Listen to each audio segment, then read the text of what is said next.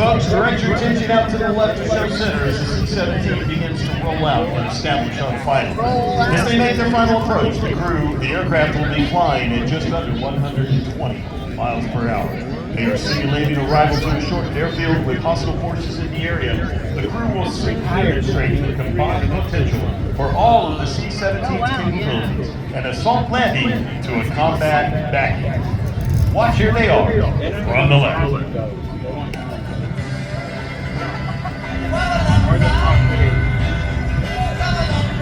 Now watch here, this landing will occur at just over 1,000 feet, shorter than an aircraft carrier. No other aircraft on Earth can perform what you're seeing right here.